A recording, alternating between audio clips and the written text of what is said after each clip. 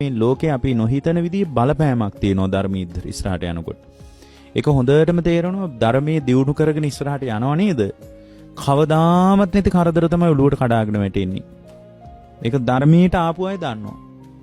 කවදාවත් ඉහෙන් බහින රෝගයක් තිබිලා නැහැ ඊට කලින්. ධර්මයේ දියුණු කරන් ඉඳගත්තොත් ඒක කොන්දේ අමාරුවක් හරිනවා.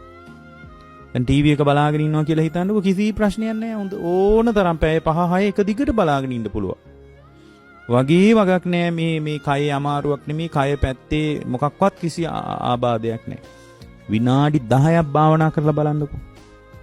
මොන්න තරම් ඒ විනාඩි 10 හරියට පැයක් වගේ. නමුත් අර වෙන කෙලස් ගලන විදියට හිත පවත්නකොට පැය 3-4 හෝරා 4-5 එක දිගට වාඩි වෙලා ඉන්නවා. දැන් ක්‍රිකට් මැච් යන කාලෙට වාඩිලා බලන්න පුළුවන්. ඒ උනාට ධර්මයක් දී බණක් අහන්නකෝ බලන්න.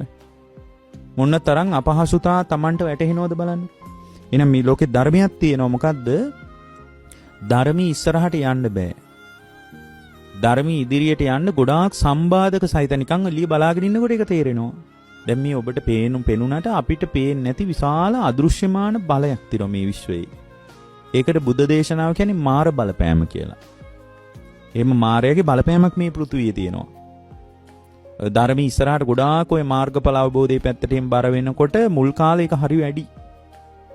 ධර්මාරිය විසි වෙන විදිහටමයි ලෝකේ වැඩ කරන්නේ. එක්කෝ භික්ෂුවකගේ හරි අඩුවක් පේනවා. බණ කියපු කෙනාගේ හරි දෝෂයක් පේනවා.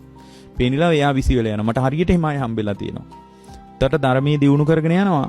ටික කාලයක් යනකොට මේ භික්ෂුවට බණ උගන්වන්න යනවා එයා. එතකොට මේ භික්ෂුවට බණ උගන්වන්න ගිහින් ඒ කියන්නේ මේ හාමුදුරනේ මට නම් මෙහෙමයි දැන් වැටහෙන්නේ කියලා එයාගේ වැටහීමත් එක්ක අර භික්ෂුවගේ කතාව අභියෝගයට ලක් කරලා බලාගෙන යද්දි කබලෙන් ලිපට වැටුණා වගේ. ඊට පස්සේ මොකක්වත් ධර්මයක් නැහැ. පින්වත්නි භික්ෂුවත් එක්ක පැටලෙලා වැඩක් නැහැ. පැටලෙලා වැඩක් නැහැ. බණ කියන කෙනා විශ්වාස කරන්න ඕනේ නැහැ. කවදාවත් බණ කියන කෙනා එහෙම ලොකුවට විශ්වාස කරන්න ඕනේ නැහැ. ඒ බණ ටික විශ්වාස කරන්න. ඒ ඇති. බණ කියන කෙනා විශ්වාස කරන්න ඕනේ නැහැ. ඒ වෙනුවෙන් මේ මල් පහන් පුදන්ට හඳුන් කූරු පත්තු කරන්නට විශේෂ වරප්ප එහෙම ඕනේ මොකුත්. ඒ බණ ටික විශ්වාස කරගන්නකෝ ඒ ඇති. ඒතර මේ බණ ටික විශ්වාස කරනකොට එයා බණ තමයි අවබෝධයෙන් අදහගන්නේ. අර බණ කියාපු පුද්ගලයාවනේ මේ අවබෝධයෙන් අදහගන්නේ. පොතේ පුද්ගලයාට ආවුනොත් එයා අමාරු වෙටෙන්න පුළුවන්. ඒ නිසා පින්වත්නි යාට අර ධර්මයේ දියුණුවක් කරා යනවා නම් ඒ දියුණුවක් කරා යන කෙනෙකුට බාධා පමුණුවන ගොඩාක් ලෝකේ ධර්මතා තියෙනවා. අපිට මායයට පේන්නේ නැති මට්ටමට ඉස්සරහට යන්නේ කොහොමද කියන එක බුදුරජාණන් වහන්සේ අපිට වදාලා. මේ ලෝකේ මාර බලපෑමක් තියෙනවා.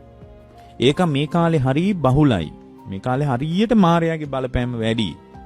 එතකොට මේ මාර බලපෑමෙන් නිදහස් වෙන්නේ කොහොමද?